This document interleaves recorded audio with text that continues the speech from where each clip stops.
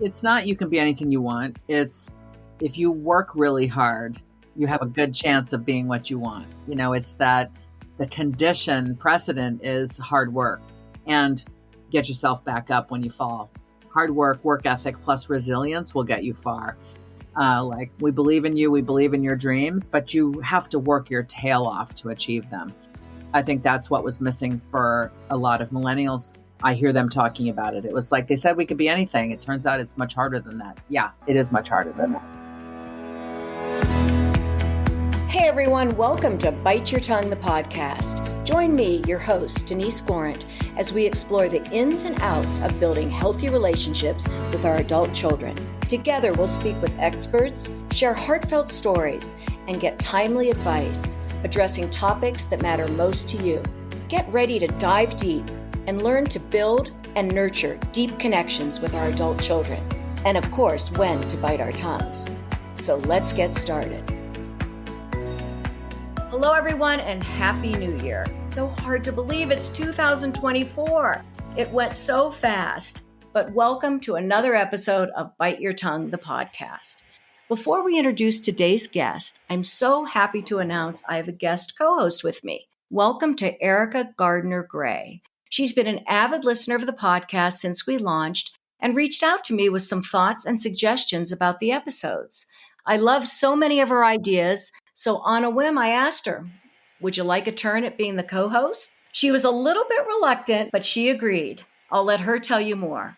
Welcome, Erica. Can you let listeners know a little bit more about you before we begin? Thanks, Denise. You're right. I was reluctant, and I'm still a little reluctant, but it's a thrill to be here with you today as your co-host. I've always been somewhat of a self-help book junkie, and I was so delighted when my friend Debbie told me about Bite Your Tongue. It's perfect for my current stage of life, and I found it both provocative and entertaining and enlightening. Larry, my husband of 39 years, and I have two sons, both in their 30s. One of them is married and has a 5-year-old and a 4-year-old, and the other one is still single. So you can see how many of the topics on this podcast are relatable for me. After my prior career in medical corporate America, and more recently as owner of my own interior design firm, this opportunity is a welcome change. But enough about me. Would you like to introduce our guest? Absolutely. Thank you so much, Erica. I'm thrilled to have you. I didn't realize you've been married 39 years. I've been married 39 years too. Oh. So we've got something in common. And also two young adults about the same age, although one's a girl and one's a boy. So no wonder we like each other. I know. Anyway, I want the listeners to know at the end of the episode, Eric and I are going to share some of our favorite podcasts that we think you all might like. But let's get started. Today, we are so pleased to welcome Julie Lythcott-Haims. What an honor this is for us. If you look at Julie's website, it says, I root for humans. She believes in humans and is deeply interested in what gets in our way. Her work encompasses writing, speaking, teaching, mentoring, and activism. She is the New York Times bestselling author of How to Raise an Adult, which gave rise to the popular TED Talk, and I'll link that in our episode notes. Today, we're going to talk to her about her new book called Your Turn, How to Be an Adult. It's been called groundbreakingly frank. Julie holds degrees from Stanford, Harvard Law, and California College of the Arts. She lives in Palo Alto, California, with her partner of over 30 years, their itinerant young adults, and her mother. Welcome, Julie. Is there anything else you'd like to share about yourself before we get started? Oh my goodness. I guess just that I'm a parent of a 24 and a 22-year-old, and I'm still figuring that out.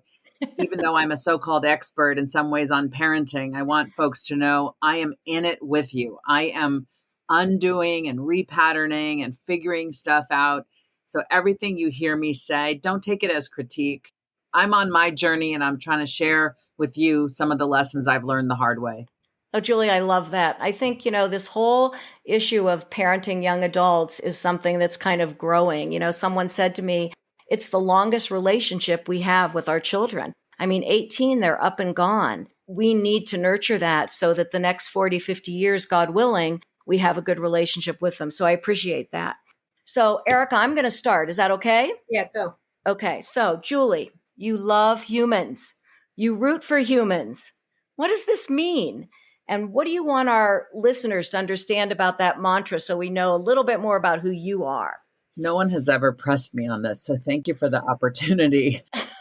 I actually, in my heart, in my spirit, I care about humans. Many of us do. I'm not unique in that, but I really mean it. So I take an interest in the struggles of people around me. I'm not trying to solve everybody's problems, but I am trying to show up with compassion, letting people know that I believe in them, letting them know I respect them, trying to treat them with dignity, trying to be of some use if I can. I'm one of those people that doesn't see this human journey as a race that some of us win. I actually think we don't win unless we all get there. So I'm trying to do my part. That's terrific. It really drew my attention when I was reading about you, and I thought maybe all of us need to be a little bit more like that nowadays. Nice. You've written many books, but the two we're going to talk about today are titled How to Raise an Adult and Your Turn.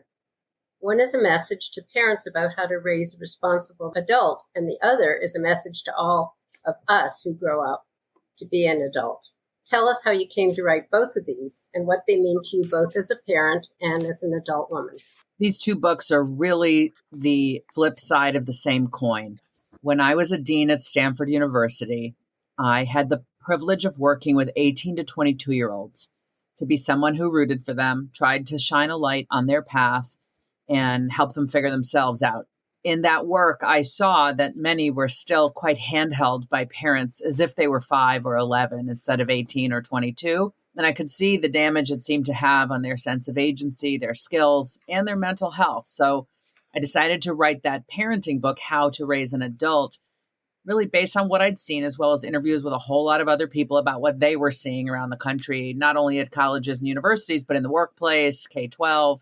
So that parenting manual exists and is my first book, but it was based on me really trying to advocate for young adults to be able to thrive in this one life of theirs. So Your Turn, which is the more recent book, is the flip side. It's the book for kids, rooting for them to thrive. It doesn't have parenting advice in it. It has advice for young people on the choices, how to make the choices and how to cope with stuff and what to prioritize and so on. But both books emanate from the same center point, which is me rooting for young people. So, I'm sorry, go ahead, Erica. Do you think that parents are more involved with their kids at the request of their kids, or do you think that the parents have their own needs to be more involved with their kids? Well, I think there's a third piece missing, which is society pressuring parents to be more involved. This is such a commonplace manner of parenting. It's not new any longer. There was a time when it was new and odd, but really millennials and now Gen Z have been raised with this overparenting approach. So it has become the norm in many communities, which makes it hard to stand up to, or even for parents to realize that it may be too much. It just seems to be the way everyone's doing it. So why would they not? I think some kids are asking for more involvement, but kids don't know what childhood is supposed to be, right? If they look around and see, well, everyone else's parents are, at every soccer practice, or everyone else's parents are kind of helping with the homework, doing the homework. Why aren't you helping me? Like, I can't figure this out. You do my homework. Well, it's on the parent to say, actually, this homework is yours. It's a compact between you and the teacher. I can answer a question here or there. I can give you feedback. I can try to give you advice, but I'm not going to do your homework, no matter how many other parents are sort of lightening the load by finishing it for you. That's wrong. It won't help you grow to be a better student or a better grown-up one day. So it's not on kids to know that parental involvement is too much. It's on us as parents to really, I think, summon a memory from the 80s or the 70s or the 60s or the 50s when we were being raised and say, like, wait a minute, my parents weren't doing my homework. What am I doing? My parents didn't even know I went to take the SAT. Right. And now they're taking 15 classes before they take the SAT. This also goes to what you talk about. Sometimes a kid is the pet project of the parent and they're raising them to be X, Y, or Z. And you also talk about this whole issue of perfectionism and parents seeking perfectionism. And that puts a lot of pressure on the kid. How does a parent that maybe was involved? So here we're talking to parents of adult kids. They could be anywhere from 18 to 35, because honestly, I'll get to that later, how long adolescence is taking these days. Right. What do we say to parents of adult kids that can't let go? and still see their child as their pet project or this yearning for perfectionism? What are the steps they can take? Well, I'm going to answer this question with what I should have said also in response to the last question, which is one of the reasons we do this. And I say we because I have done it. We overparent our adult children out of our own ego's need to be useful, to matter, or out of deep anxieties that we have about ourselves. So we've got to treat that kid like the project or the dog in the dog race or the thoroughbred going in the Kentucky Derby. Like, I will feel better about myself when I can say to my peers, my child has achieved this, is a graduate of that, is in this career, right? Our need, something is unwell or incomplete or not enough within ourselves, such that our child becomes the evidence of our worth, which is incredibly unhealthy. For ourselves and the kid. Yeah, absolutely. Absolutely. So I'm here to say we can change. My partner, Dan, and I have been hard at work doing what I call repatterning with our 24-year-old, our eldest, with whom we were way overprotective, tried to make life easier because he was really a wonderful kid, but also very sensitive. We just tried to smooth the path, take the tough things away. Well, he became a young adult who can't handle the tough things. And we realized, no, the loving thing is to empathize with whatever the struggle is and then empower by evincing confidence that one day it won't be this hard. So now the family mantra is, you know what, this looks hard, but you do hard things. Smile, walk away. And my little heart is pounding as I walk away because I want to, make it easier for that kid. But the more I practice it, the more confident I get. And the more I see him light up with, oh, my mother believes in me, instead of, oh, my mother doesn't believe in me. Thank goodness she's there to do it for me. I think finding that middle ground is really, really hard for a lot of us. Yeah. We just interviewed Lawrence Steinberg, who wrote this new book I'm sure you've heard of, You and Your Adult Child, How to Grow Together in Challenging Times. And he really talks about how adolescence is lasting until 26, 27, 28. And he says it's parents. He says similarly to what you say about parents being over-involved, going to all the soccer games, blah, blah, blah. But also he brought up a lot of very empathetic for the world these kids are growing up in today. Meaning that one of the things he said was real estate's growing 4 times more than salaries. It's very hard to get a foothold. So how long do you support? How much do you support? What's that happy medium, like Erica said, that we have to meet? How do we get there? Yeah. I mean, Steinberg is raising a really good point about the widening income inequities, that salary and wages haven't kept up with the cost of living. And it's certainly true where I live here in the San Francisco Bay Area. And yet, if we hold our kids' hands forever, and then one day we're dead and gone or infirm, then they're really going to be lost because they've been taught that I'm okay when my parents are holding my hand. Well, that's not a promise we can keep forever. So I would advise every parent, keep your eye on the long-term purpose of parenting, which is raise that offspring to be able to fend for themselves without you. We hope to not be taken from them too early, but along the way, we're supposed to be transferring our knowledge to them and teaching them and letting them have the life experiences that teach them. So the line is, I have this 4-step method for teaching any kid any skill. First, you do it for them, and we're really good at that. Then you do it with them. Like, they're there, but you're doing the work, but you're supposed to be kind of teaching the work, narrating out loud. Now we do this. Now we're going to do this. Now we're going to do this.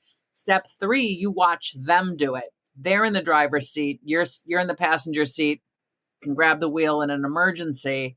Step 4, they can do it. You're out of the car and you've confidence. You both have confidence that they've practiced through steps 2 and 3 enough. They know how to do it. So in other words, you don't leave them, you don't drop them cold turkey.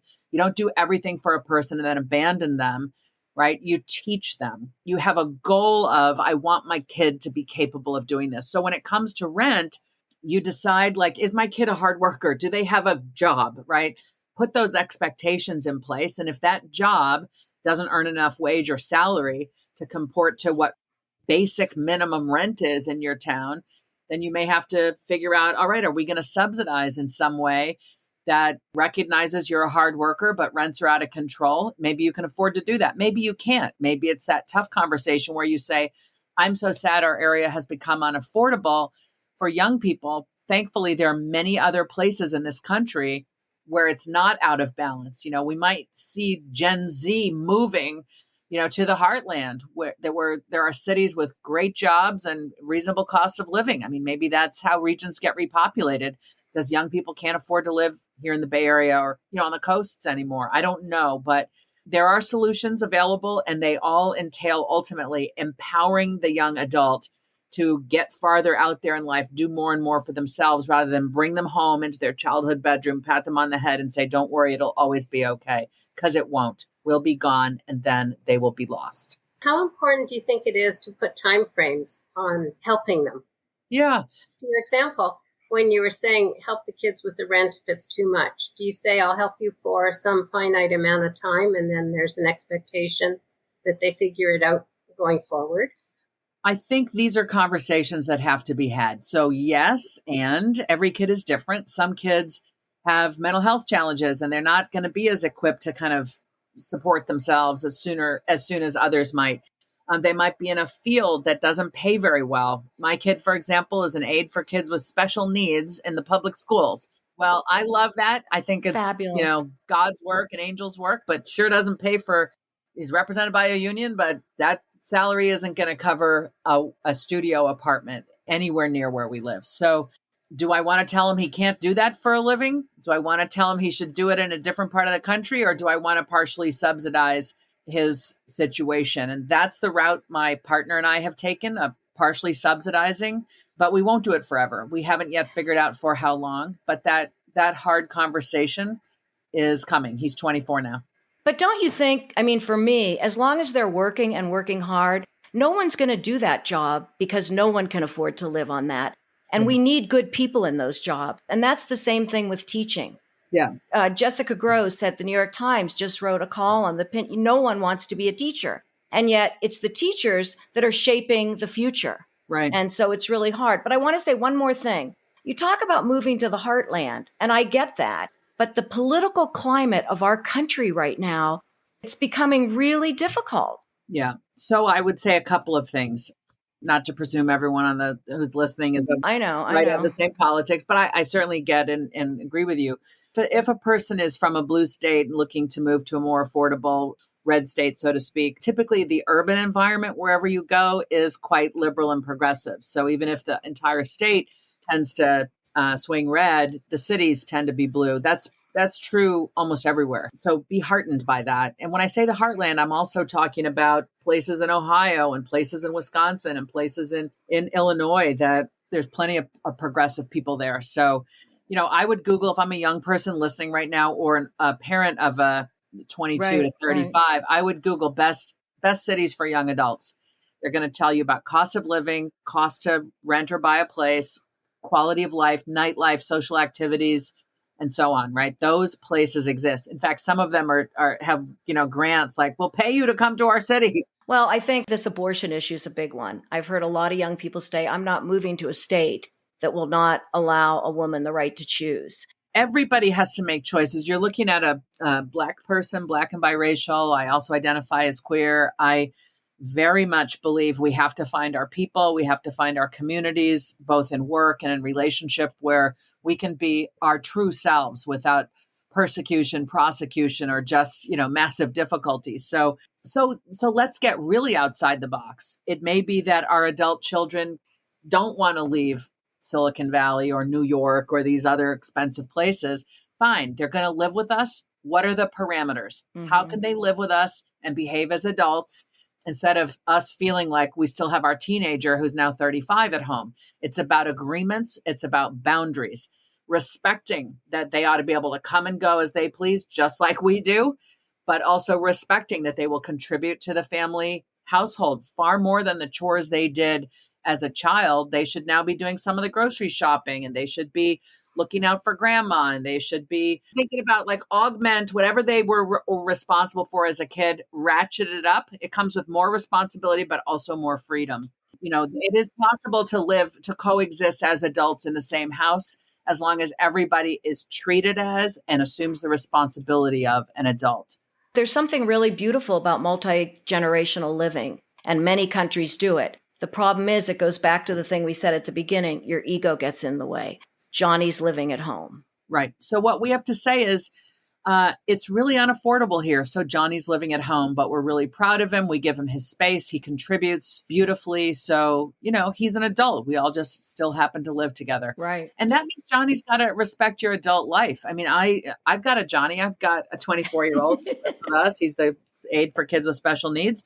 We charge him rent that is 1/3 of his gross income because that's what the formula is. But we're saving that money for him so that when he's ready to go get an apartment, he's got some saved for a security deposit and first and last month's rent, right? It's all in furtherance of that one day. But we also had to say to him, could you and your friends maybe play D&D at someone else's house? Because we kind of need some alone time. And he was like, oh, we're like, yeah. I mean, we lost our empty nest. We miss that.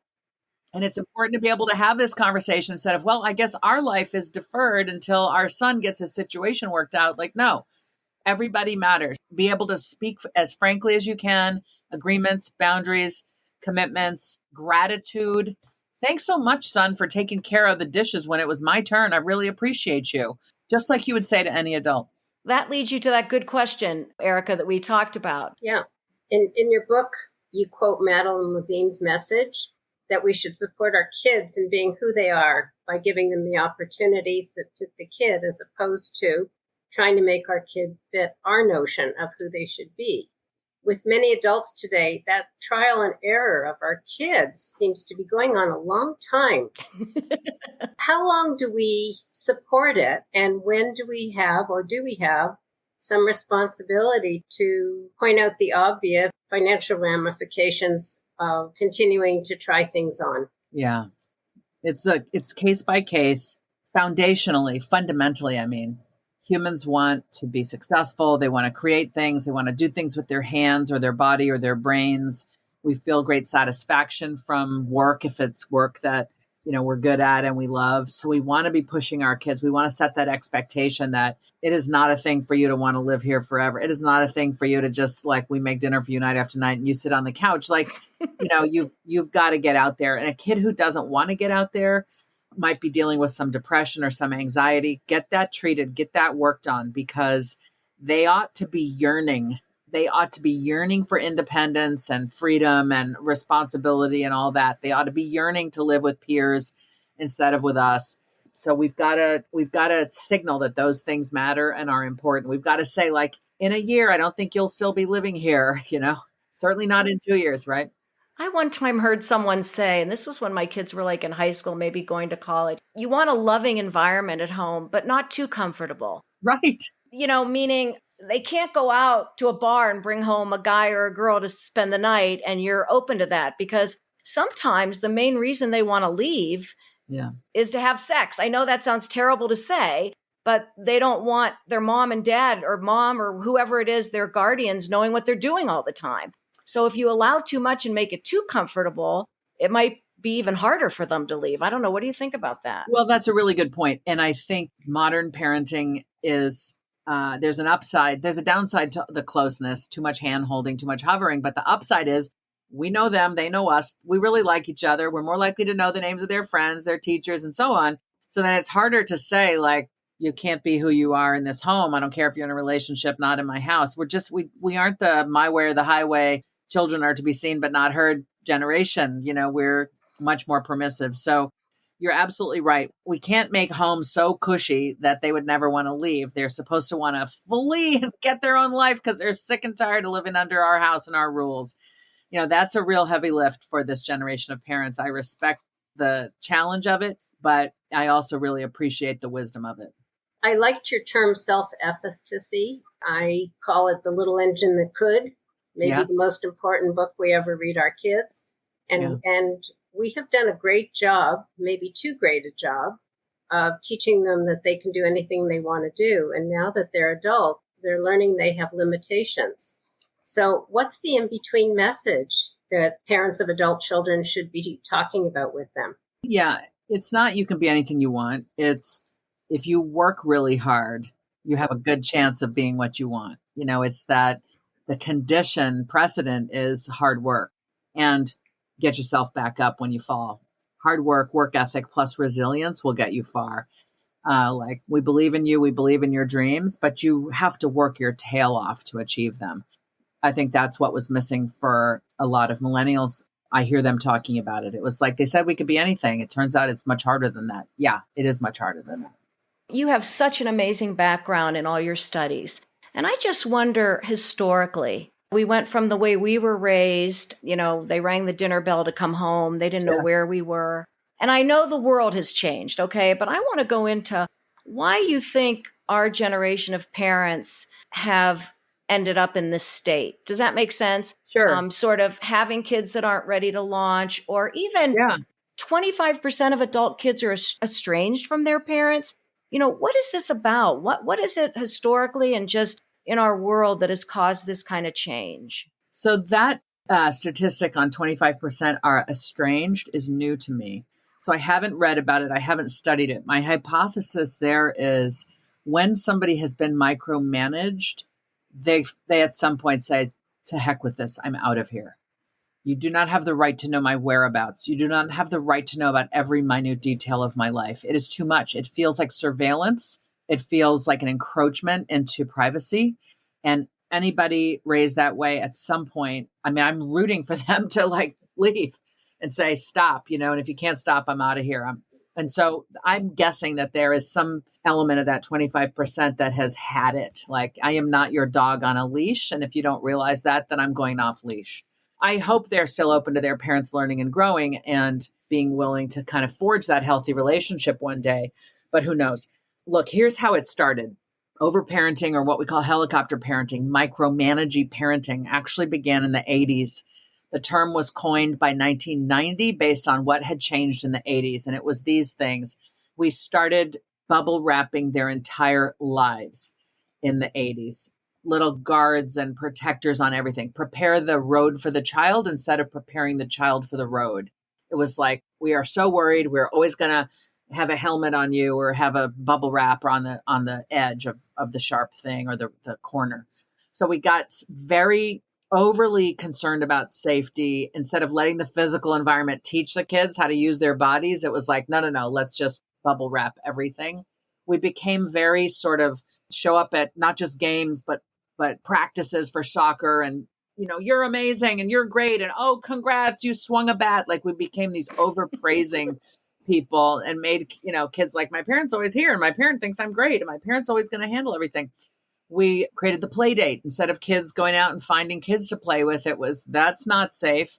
Don't do that. I think it was frankly a commentary on women in the workplace in the 70s. Like, no. Now we have to have every hour after school arranged by parents, structured by parents or some third party.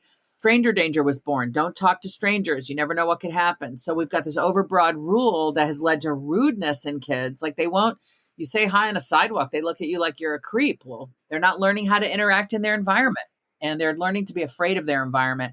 So all of this, these kids who had the first play date in 1984 were the first kids to come to college in the late 90s with parents who could not let go, still wanted to be involved in interpersonal, still wanted to talk to authorities on their behalf, still wanted to hold their hand and handle the problem solving and all of that. So we do it because now it's the norm, but we also do it because of this ego need to feel useful and validated. It's sort of become the hallmark of modern parenting is, look what I achieved for my kid today, instead of this pride in like, I'm teaching my kid to do for themselves today. I understand what you're saying about that. That makes a lot of sense to me. And certainly the flip side of it, though, I'm wondering as you're talking, is the sense of responsibility to not shirk our duties. On one hand, yes, you can say it so the parents have their ego gratification, but sometimes for me, if I don't say something or I don't do something, I feel like I am letting them go too much and shirking my responsibility and being a bad parent. So it's so hard to balance those two ends of it. So here's where I want to say that kids who are raised by working class families often have to do more chores around the house, look after young children, maybe have a part-time job, start dinner. They have to do more work because their parents' job situation is nuts.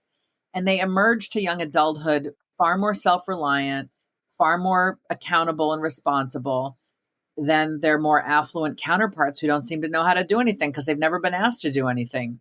Yes, there is at some point neglect. Like you were never there for your kid. You don't know where they are. You didn't show up. You didn't care, right? We don't want to be at that end of the spectrum, nor do we want to be acting like this is my pet dog and I'm going to carry them with me at all times. To be able to say to your kid, if you're busy, like pick the activity that's really important to you and I will be there. Can't be there all, at every single one. I work full time. I've got other kids. I've got other things, right? You show with your body language and with your actual language that you care. You praise them for the things they're doing well. I'm so proud of you for how you handled that.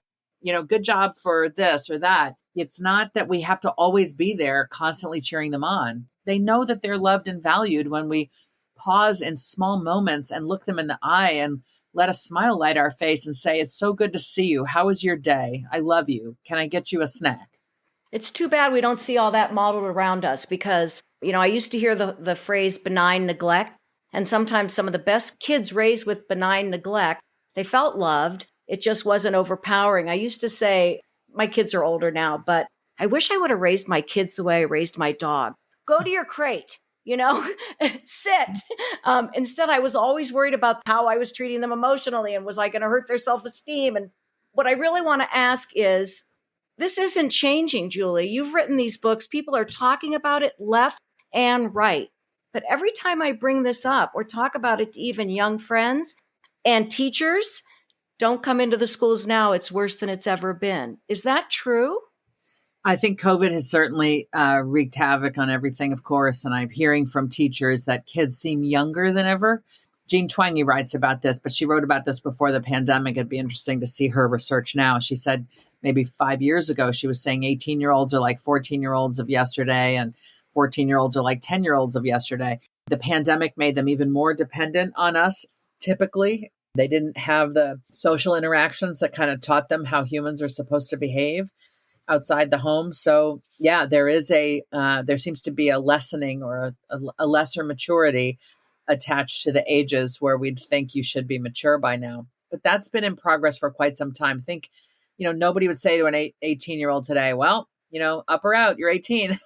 Like we're still calling them children when they're 35, right? But in my generation, I'm Gen X, born in 1967. A lot of us were told you can live here until you're 18, but that's it. We went to the military, we went to college, or we went to the workplace.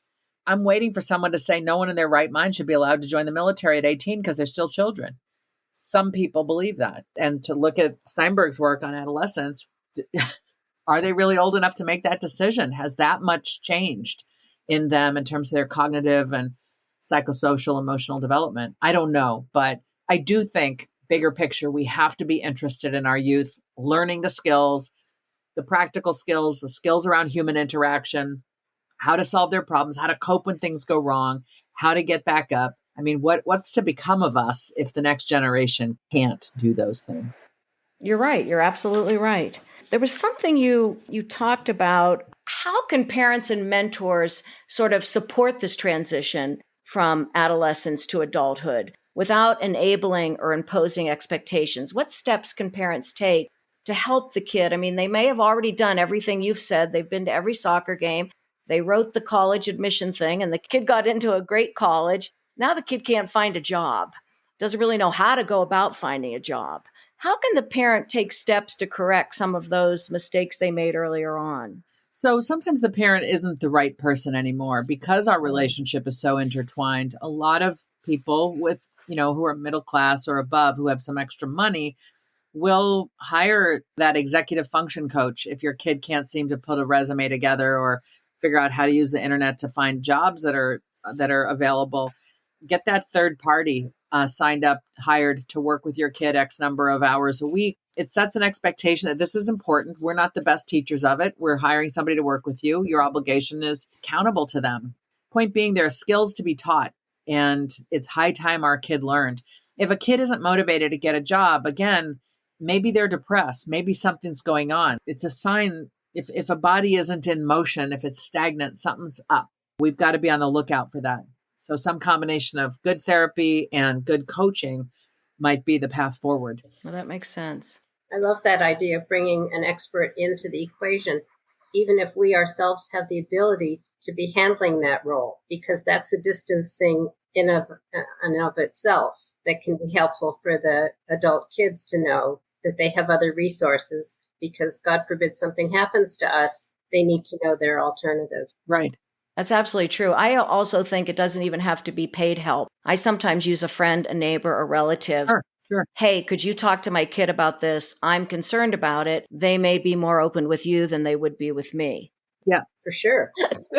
And I think it's also okay to evince a future that you want to see come about. So you might say, I know it's hard now, but I also know that within a couple years, you're going to have a job. Like articulate the future you're trying to, or a couple years feels like a long time. 6 months, 3 months, you're going to have a job. Articulate the future you want. It tells your kid you believe they can get there. And that's one of the things that's missing from this micromanaging parenting. All of our overhelp sends this insidious message. I don't believe you can do this. Therefore, don't worry. I've got it. We're trying to be helpful, but it totally undermines. So one of the best ways to help a young adult problem solve, whether they're in your face or they're texting you, is to express compassion. Oh, I'm so sorry. That sounds so hard. Are you okay? I love you. And then smile and say, let me know how you handled it, and walk away or put the phone down. I'm not talking about an emergency. They're bleeding on the street. I'm just talking about a run of the mill. Didn't do this, forgot about that. Got to figure this out. My son is is teacher's aide, as I said. He's a member of his union, trying to advocate for higher wages. And they had a conference and he was invited to be a rep for his union. He blew the deadline to sign up for a hotel in the hotel block. And he was stressed out of his mind. And in the past, I would have been stressed and I would have been there handling it for him. But I said, I knew better. So I said, you know what? This is hard, but you do hard things. I'm happy to sit here at the table and do my work while you do this, just for moral support. But you've got this. He, in his very stressed out way, found the email, found the information, called a hotel in Nevada, spoke with a clerk because all the rooms online, he could tell the block of rooms reserved was already full. It was too late. So then he had to go to a plan B. Boy, I could feel the stress slaking off of him. And I was really proud of myself for staying regulated. I wasn't trying to help, but I also wasn't mean or like, I told you so. I didn't do that. I just was present. And with my kind, silent presence, he felt rooted for. You don't seem like the silent type to me. Sorry, Judith. It's hard. I'm not the silent type either, so I know how hard it is to bite your tongue. You want to jump in and talk to the clerk. Hi, thank you so much. He's my son. Right? No. I knew this moment was training him for the next one. And why was I going to deprive him of the opportunity to train and grow stronger? I love that kind, silent presence. I just wrote it down so that I can tape it up on my mirror or something. I'm going to practice that one. Also write down, smile and walk away, because sometimes our own need to be involved and solve it, because of course, we're older, we're educated, we've had life experience, we have connections, network. We can solve it. Like the time his plane got canceled. They canceled his plane coming home from college. And I was like, oh my gosh, what do I do? And then I was about to give a talk or in the middle of giving a talk on this book. I couldn't. So I had to trust that my kid could handle it. And you know what? He figured it out. He figured out how to get rebooked and he got a travel voucher for the inconvenience. And I would have deprived him of learning those lessons if I had swooped in and solved it. And I would say the thing I struggle with the most is I can say, you can do it yourself, smile and walk away, but I have to hold myself back from nagging. Did you do it? Did you do it? That's my hardest part. Okay, so let me tell you, I was giving a talk somewhere 3 months ago and packed auditorium, mostly adults. I give my How to Raise an Adult parenting talk. I take questions. And this mom is sitting about 20 rows back. And she says, well, in our house, we have this situation where my son really needs to finish some applications. And then she goes like this. She looks all the way down the row, like 3 people down the row, where it turns out her son is sitting. He won't start. I keep nagging him. I keep telling him, I keep reminding him because they have to get done. Do you have any advice for me? And I said, is that your son? And she said, yes. And I said, are you collectively willing for me to have this conversation with you in front of all these people? And the son was like this. And the mom said, yes. So I said, all right, Mom, this is your son's application. Whether he does it or not is up to him. It's a reflection of him. If he wants to do this, he will. If he doesn't want to, he won't. You can say to him, hey, kid, don't forget this deadline. If you need me, I'll help. But this is yours. You've got it. right? Say that once. Let him know that you are there to provide help. He knows that. You do not need to say it again, let alone 10 times. The more you nag, the more it makes him feel, my mother doesn't think I know how to manage my life or that I care about my life. Okay. So back off and trust that it'll either get done or it won't, but it's his life. And then I said to the son, how'd I do? And he just gave me a thumbs up.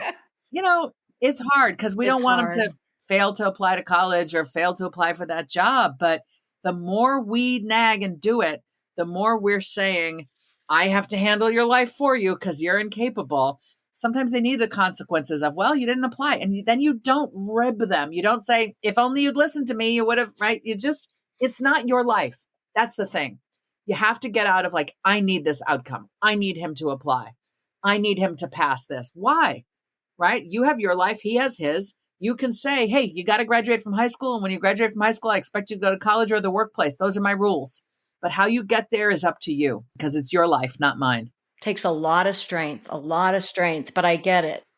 You talk about the importance of practicing gratitude, but we're in a culture that's constantly telling us to seek more. Lord knows social media is just, everyone wants to be the perfect everything. How can we balance appreciation for what we have without falling into the trap of complacency? Wow, I don't see a lot of complacency around me. I'm in Palo Alto. It's a highly stressed out, hardworking place, and it has its downsides, but complacency isn't one of them. I'm not sure that a gratitude practice leads to complacency. Gratitude, I think, helps you appreciate what you have so that you realize it's not all bad, right? Gratitude is a great thing to practice when you're feeling really sad, scared, angry, things have gone wrong. It's great to pause and say, you know what? Let me just rebalance by saying, here's what I can be grateful for. And small, the more minute, the more specific, the better. Not my health, my life, but like, I had a great breakfast today because my partner went to the store and there were things for me to cook.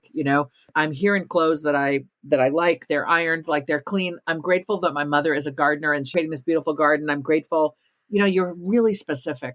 I think gratitude helps us cope. And then the stuff that we're afraid of or worried about doesn't seem quite as insurmountable. So I don't think complacency is the opposite of gratitude. In your book, How to Raise an Adult, you outline 4 types of parenting: authoritative, permissive, indulgent, neglectful, authoritarian, right? Mm-hmm. How does that change as a parent to a young adult? It doesn't. Nobody wants to be neglectful. So take that off the table. Nobody should be an authoritarian. That's the my way or the highway, my house, my rules. It's rule-based with no care and concern or compassion. Nobody should be doing that. Indulgent permissive is like the best friend. Like, I'll handle everything. It's all good. No rules and just total like touchy feely, whatever you want, kid. The sweet spot we're supposed to be aiming for and should stick with is rules and expectations, but also high degree of care and concern. That's authoritative. Okay. We should have rules and expectations. How you teach them how life works. Pick up your clothes, do these dishes, contribute, pitch in. Come home at a certain time, right? Consequences if they don't do those things, but a high degree of emotional relating. How are you? Good to see you. I love you. How's that guitar you're always playing? I know I'm always nagging you on your science test, but you know what? It's yours to figure out. I want you to do what you love. That guitar you play, it brings me joy when I hear it, the music wafting through the house. And I want you to know that I hope you have enough time to play that guitar because you're pretty good at it, right? It's showing up and seeing them, treating them with unconditional love, not loved when they get A's, but loved because they breathe. That's the authoritative parenting style. Never ends. Love it. I love it. Don't you love that, Erica? I do. And I'm thinking that though we're talking some about kids and grades, that even in adulthood, it's the same approach, the emotional support, the recognizing the achievements, the successes, and noticing them, I think is really important. I mean, I guess you asked when does it segue? And I said it never does. I think I'm wrong about that. I will amend that and say, look, you should only ever be an authoritative parent, none of the other 3 types. But once they become full-fledged adults, you're more of a loving coach who's on the sidelines to applaud, the director who sits in the audience and watches as their life unfolds. A director doesn't get up in the middle of a play or a musical and tell them they did it wrong. Or fix it when it went wrong. They just say, well, let's let it play out. Like be there and watch, enjoy, show up with love. Every time you step back, it makes room for your kid to step forward. I've heard it said that we're supposed to be consultants in adulthood. Yeah. And a lot of our listeners are parents of adult kids. And Yeah. what does a consultant do? Waits to be asked. Nice. Yeah. Let me tell you this. With my daughter, I'm a fixer. She's 22. I'm the sort of parent when she called during the pandemic, living off campus. Mom, I've got a paper due. I don't have my internet hooked up. My printer doesn't work. And I can't reach my landlord. And I got to register my scooter in the state I now live in. And I was like, oh my gosh, Avery, don't register the scooter. She's like, Mom, I'm not actually asking. I just want a place to vent. And I'm thinking, like, how could you not ask? Other people ask me for advice. I wrote books. Like, I've been an authority in so many ways. And what I've learned now is when my kid vents, to say compassionate things. That sounds hard. I'm so sorry you're dealing with that. Are you okay? I love you. Do you ever say, is there anything I can do? Do you need anything? Never. Pause is essential. And then with a smile in my tone of voice, I say, baby, do you just want to vent or do you need ideas? I'm here for whatever it is you need. In the olden days, I would say, do you want to vent or do you want ideas? Like advocating for the ideas. Like, do you want ideas? And I've learned that my tone of voice, I have to regulate myself, which is why the pause after the compassion, and maybe even pause so long that she says something else. And then when it's my turn next, I'll say, you know what? I have some thoughts. Happy to share them. If you want, you let me know. Like, I am dying to share my thoughts, of course. But here's what's happened over the couple of years I've been practicing this. Now, it used to be, she's like, nope, I'm good, Mom, thanks, right? She did not want my ideas, probably because I've stuffed my ideas down her throat all her life. Now, when I said, do you want to just vent or do you want some ideas? She's like, oh, Mom, I want all your ideas. This is my example of I have backed myself sufficiently away such that my daughter does not feel like I'm trying to lead her life or that I don't trust that she can. So now she can come forward. In pulling a little bit back, I have drawn my daughter closer. And I have hit this sweet spot with this kid finally that I wouldn't trade for anything. Lucky you. I shouldn't say lucky you. You've worked hard at it. We've worked at it and she's been gracious. That's exactly right. I've tried to learn and grow for sure. Yeah. And I think we're all learning and grow. That's what this whole podcast is about. But before we wrap up, Julie, at the end of every episode, we always ask our guests to leave our listeners with one or two pieces of advice that we want them to take away. It can be something you've said before. When they press done on the podcast, what do you want them to really hear from you? I want you to hear that I'm rooting for you, that we are all a work in progress. And as much as I am an expert, I have to work on some of my parenting stuff almost every day. And I believe in you. You can do the work. Figure out why you're so anxious about your kids' outcomes. Figure out why you're so worried about other people's judgment. Your kid wants you to do the work, the therapy, the working your stuff out so that they have a healthy parent who's got their act together and can be that wonderful consultant or coach in their lives. So it takes work, but you're capable of the work. And I know it because I'm doing the work too. Thank you so much. Erica, do you have anything else to add at the end here? I guess my take home from a lot of what I read in your books and what I've heard you say is that overhelping causes harm. That's right. It leaves the kids without the skills and the strength to take care of themselves. And I think that's a good lesson for all of us. Erica, I appreciate that. I like to say overhelping undermines. I think that helps people. So overhelp undermines. I love all your little words and terminologies, all of it. Thank you. Appreciate it. We really appreciate your taking the time to chat with us today. My pleasure. Julie, it's been great. Erica, thank you for coming in and joining me. I know it was your first time. It's hard to jump in like this, but you did such a great job, and I really, really appreciate it. Thank you. I appreciate being able to be with you and to meet you, Julie. It's been a real honor. My thanks to you both and to everyone who listened to us. I hope you got something you can take with you. Great. Erica, so do you remember at the beginning of the episode, I mentioned to our listeners that you and I would share some of our favorite podcasts?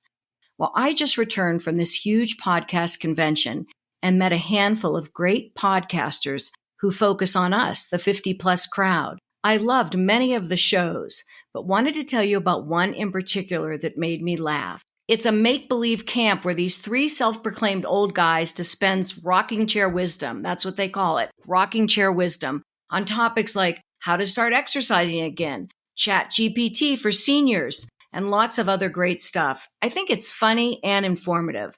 I loved their recent Jimmy Buffett tribute. Also, this is kind of odd, but as a woman, I loved hearing what the old codgers were chatting about. So visit their website at campcodger.com, or of course, listen to an episode wherever you find your favorite podcasts. So Erica, do you have a favorite you might want to share?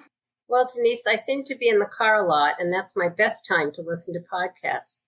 I've been listening lately to a lot of retirement podcasts because I think listening to what people do with their own lives helps with our balance of being less involved with our kids' lives. It gives me ideas of what I might want to do, and it also tells me clearly what I don't want to do. The Retirement Wisdom podcast, hosted by Joe Casey, is the one that I've been following. Retirement Wisdom with Joe Casey. All right, I'm going to tune into that one because I love listening to stuff like that. Well, thanks again to Erica Gardner-Gray for joining me today. And as I always say, please follow us on social media and send us your ideas for episodes at biteyourtonguepodcast.com. Thank you again to Connie Gorant-Fisher, our audio engineer, who continues to work her magic. And of course, thank you to you, our listeners. We certainly would not keep going without you. We hope you enjoyed Julie as much as Erica and I did. Enjoy 2024. Make it your best yet. But remember, sometimes you may just have to bite your tongue.